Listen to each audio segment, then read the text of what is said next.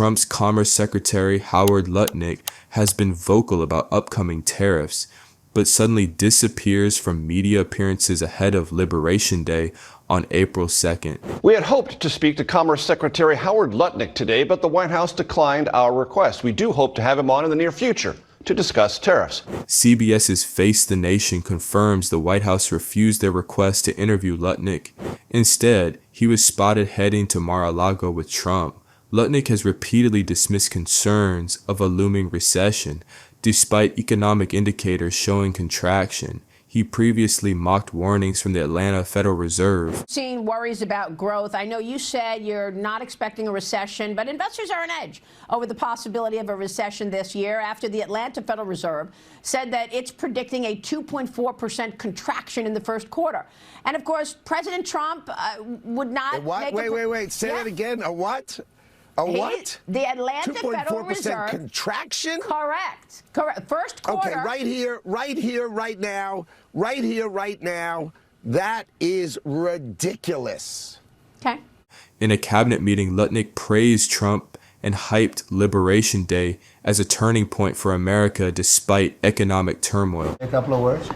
Well, what is so exciting is April 2nd is just around the corner, and that's American Liberation Day. That's the day when the rest of the world starts to treat America with respect.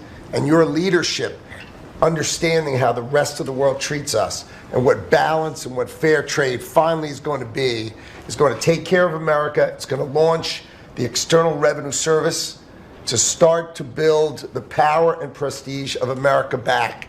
And I'm honored to be helping you on that course. When questioned about the economy, Lutnick blamed Biden's administration ignoring the strong economy left behind. Okay, the Donald Trump economy.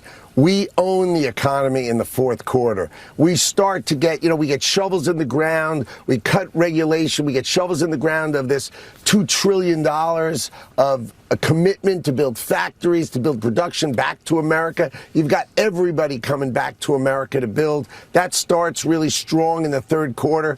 First and second quarter are sort of a little bit our optimism, egg prices down, interest rates down, energy prices down. We get a little bit of benefit from us, but it is the mess that we were left with. But it's not that bad. Remember, overstating ridiculous things. I mean, you feel it. Maria, did you feel deep pain in the first quarter? I've watched your show all along. No. I don't remember you saying, "Oh my God."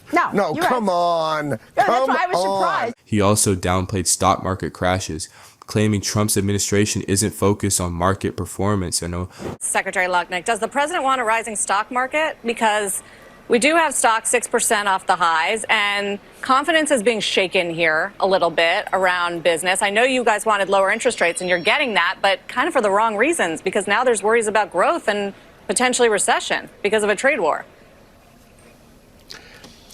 The president wants American growth and American prosperity.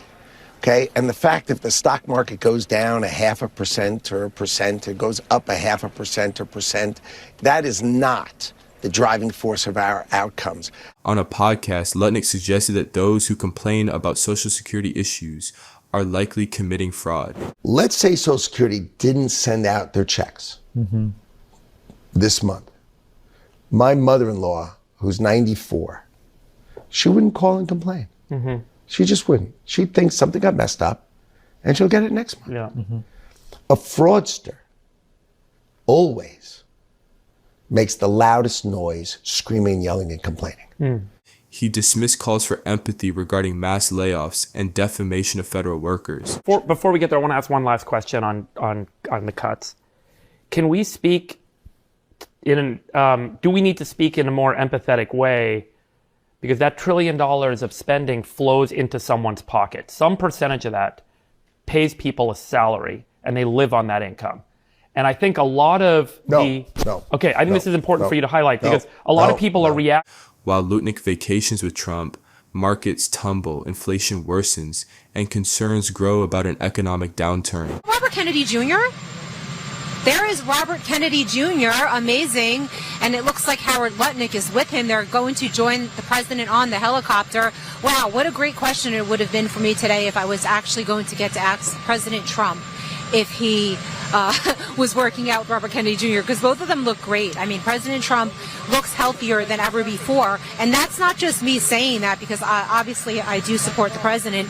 It's me just as a health and fitness person noticing that he does look healthy, and that's important, obviously, for a commander-in-chief to look healthy, to be healthy, and to obviously be fit. It's very important. Former Obama Chief of Staff Rahm Emanuel warns that Trump's tariffs and economic policies are pushing the U.S. toward a recession. You think he actually has a desire for, does he want a recession? I mean, I don't know why he said it, but, well, first of all, I don't know if he wants it, but I worked for President Obama when we inherited what's called the Great Recession, and it was this close to going and tipping into a depression. We stopped it, pulled the economy back. I worked for President Clinton, who inherited a recession.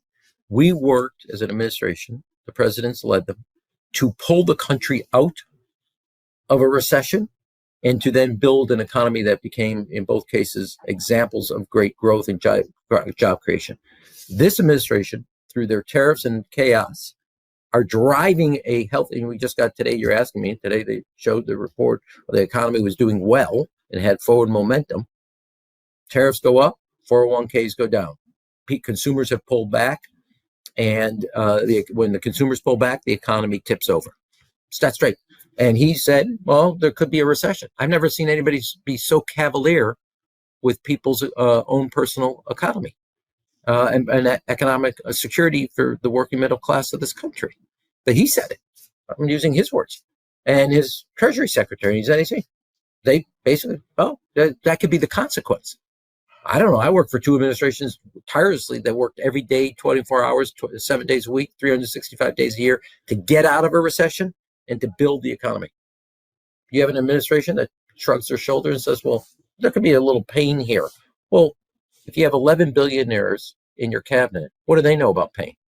For a family that can't make it to the 31st of the month on their paycheck and is trying to get it to Walmart or to Target, and they are buying less and less and less, as noted by the Walmart CEO, this is real economics.